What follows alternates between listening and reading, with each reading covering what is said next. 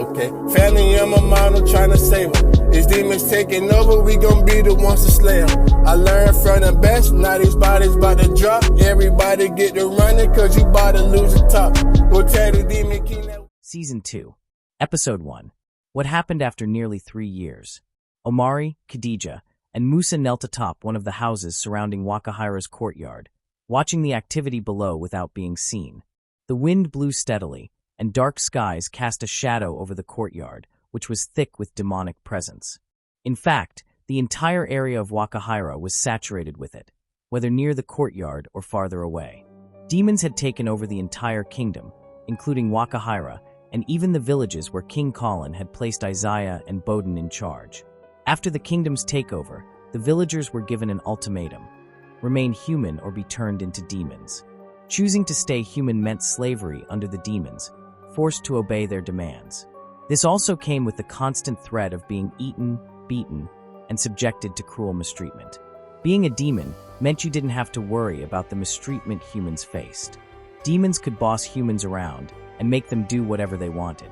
However, even humans who turned into demons and full-blooded demons still had to answer to someone, though the rules they followed were limited. In Wakahyrah, both humans turned demons and full-blooded demons, not part of the demon army, had to obey full-blooded demons who were members of the army. This army consisted of brute spawns, crush fiends, and shadowmancers, 3 of the many demon classes. Everyone in Wakahyrah had to answer to the new ruler and king, Demon Lord Callion. For some reason, he even liked to be called Demon Lord King Callion. He ruled Wakahyrah, but he didn't control the entire kingdom. He didn't mind, though, because to him, he had already gotten his revenge against King Colin for cutting off his arm and banishing him in front of the village folk for sneaking in the vault. After Isaiah and Bowden were defeated, their villages were taken over by one demon lord alone, Demon Lord Kamaya. She was another who sought vengeance after being banished, but her banishment came because her dark secret was revealed. She was a demon praiser. While there were other demon lords besides these 2, they were the new rulers of what was once a great kingdom. Enslaved villagers were forced to tear down the kingdom and transform it into a dark realm made for demons. They had to clean up after the demons inside their stolen homes, hunt for food both for themselves and the demons, unless they wanted to become food themselves, and complete many other harsh tasks. Over time, much changed in the 3 villages. Underground tunnels and prison cells were added to the kingdom to hold the humans until they were ready to be worked again. The demons had even divided the villagers into groups, assigning each group different tasks instead of making them work alone. 3 young ones, their hearts heavy with uncertainty, no idea where their families were or if they were even alive, watched silently from the shadows. They gripped their weapons tightly, eyes fixed on the grim scene unfolding before them. Brute spawns dragged villagers, bound by hands and feet, out from an extremely dark alley that hadn't existed before the demons took over. The alley led to the underground prison, a hidden gateway to a place of despair and endless suffering. They were forced to sit in rows in front of brute spawns and crush fiends, lined up like the prisoners they were. Some demons untied their legs but left their hands bound, letting them stand and walk, though no one dared to run away. Watching their fellow villagers suffer, the 3 young ones felt a deep sadness. Many looked sick, teetering on the edge of death, while others bore marks of brutal abuse. Even those born with special gifts were powerless. Dark magic had been cast to block their abilities, trapping them all in helplessness. This is only our 3rd night sneaking into Wakahyrah since these things took over, and we've already found where they're holding the slaves. Well, at least it appears that way, Khadija said, a sliver of doubt in her voice. Yet, despite that uncertainty, a small smile played on her lips, fueled by hope and determination. Yes, that's good, but how are we going to get in there with all these demons around?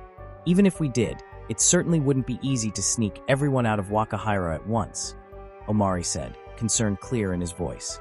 Crap, it's possible you have a point, Khadija agreed. We have always visited at night, correct?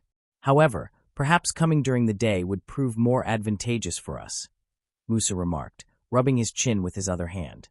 It doesn't change the fact that Wakahyrah is flooded with demons, said Khadija. Yeah, aren't people usually more active during the day? I'd think it would be worse then. Isn't that why we started coming at night in the first place? Omari reminded. Yeah, but I think you guys are missing one key fact. These aren't humans. We're dealing with demons, most likely not from this world. The sun probably messes with their bodies. If we came during the day, this place would probably be empty.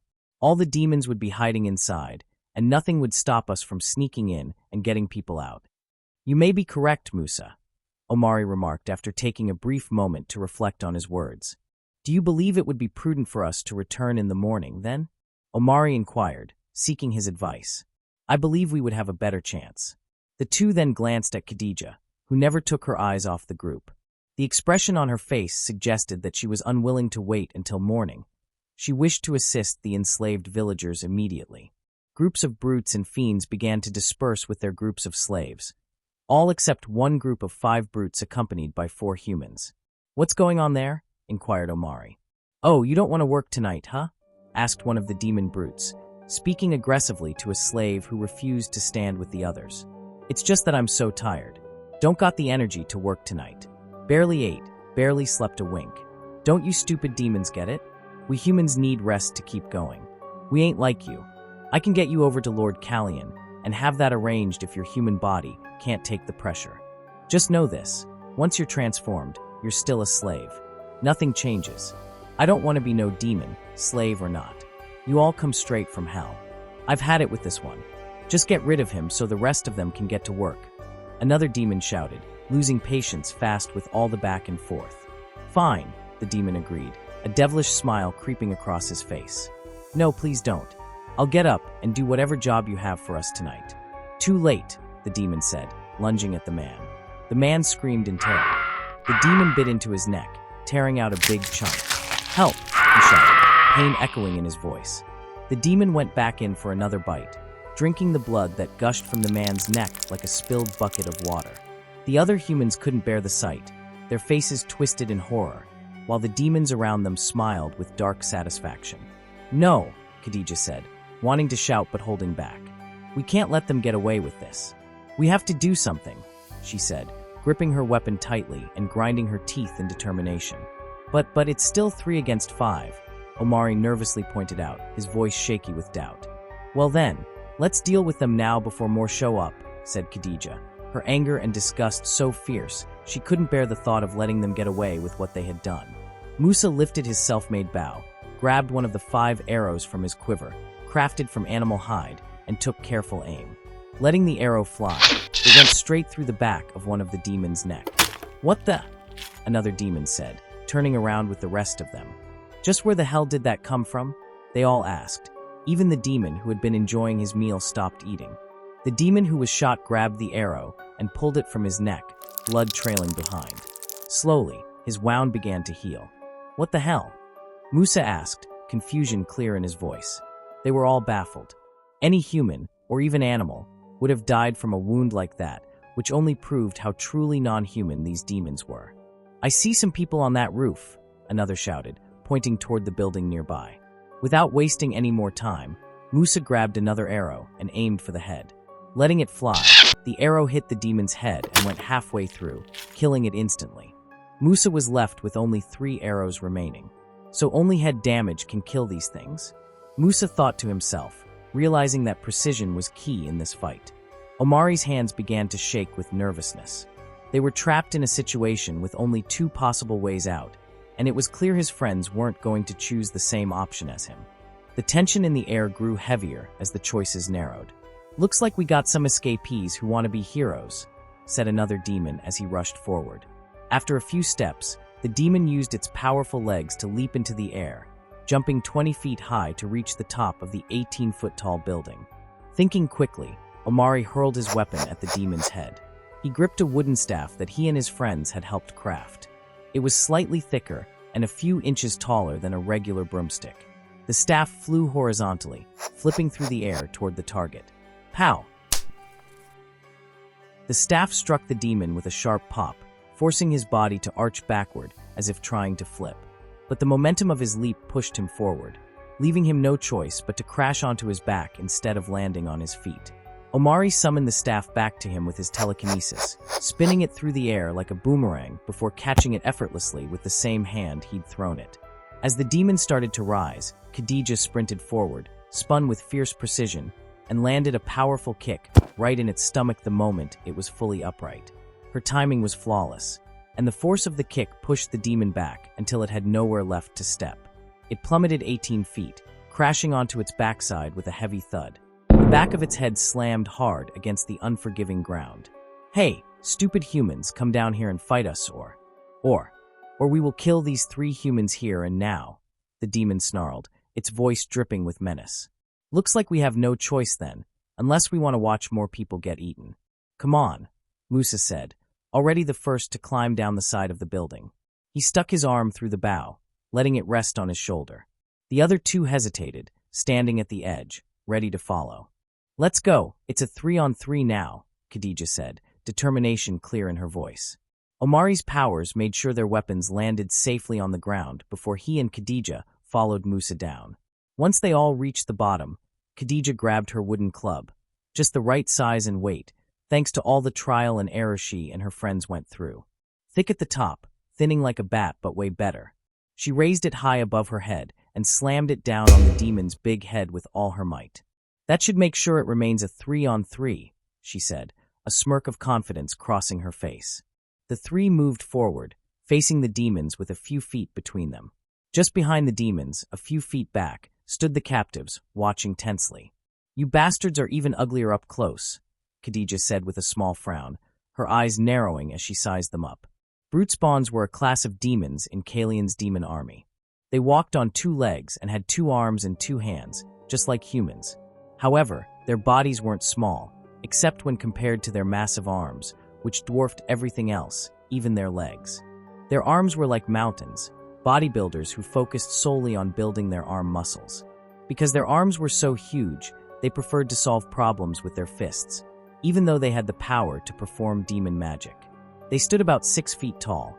Some were taller, but none exceeded 6 feet 5 inches.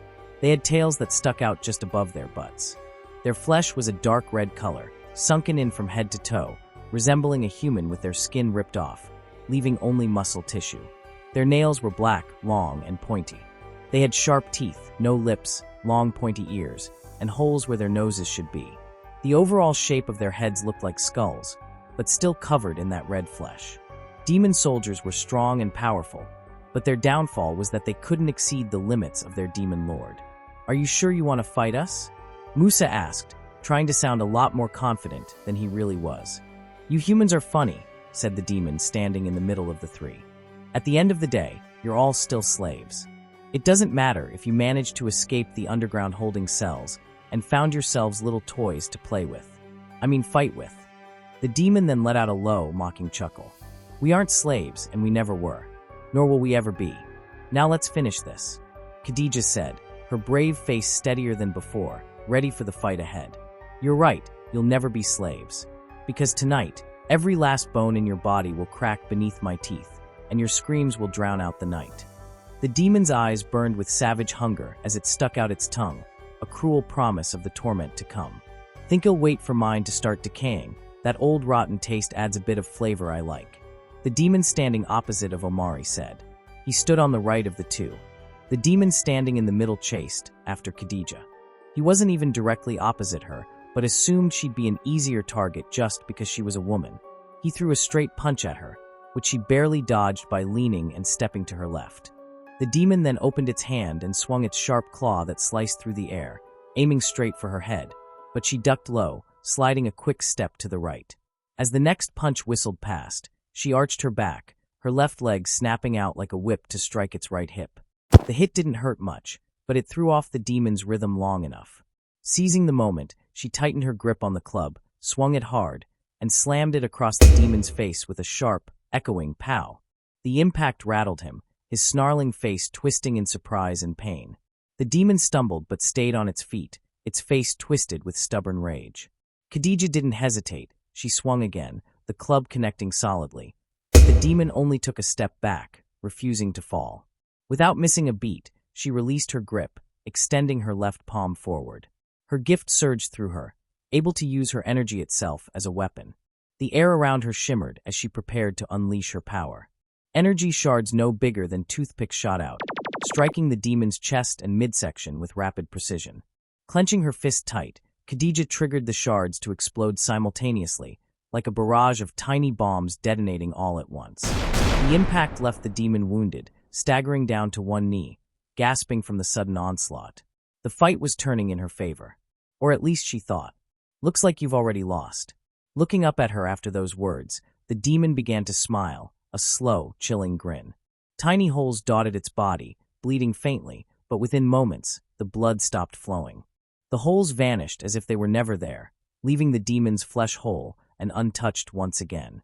The battle was far from over, and whatever power it possessed, it was terrifyingly resilient. "What the?" she asked, surprised. The demon locked eyes with her, a sinister smile spreading across its ugly face. Instead of teaming up, one demon lunged straight at Omari, while the other fixated on Musa. The demon attacking Musa swung relentlessly, like it had endless stamina. Musa dodged each strike with fluid grace, never throwing a single punch or kick, even when openings appeared. Instead, he tightened his grip on his bow with one hand and smoothly drew an arrow from the quiver on his back with the other. I don't know why I was even a little bit nervous. These guys are slow. Way too slow to catch someone like me, whose gift is speed. I can run fast, move fast, talk fast, just about anything if I really wanted to, Musa thought confidently, his mind racing ahead of the battle. His speed wasn't just a gift, it was his greatest weapon against these sluggish demons. He knocked the arrow, drawing the bowstring tight as he stood, eyes fixed on the demon's next move. When it swung again, Musa's gift of speed kicked in. He dashed swiftly around behind it. With a steady hand, he released the arrow before the demon could react. The arrow pierced halfway through the back of its head, killing it instantly. Musa stood still for a moment, ensuring the demon was truly dead, then turned to check on the slaves, eager to free their hands and wrists from the ropes. "Thanks, who are you three?" the older woman asked, her voice shaky but grateful. "And how is it that you were never slaves?" Musa shrugged slightly, a faint smile on his lips. "I guess we were just the lucky ones.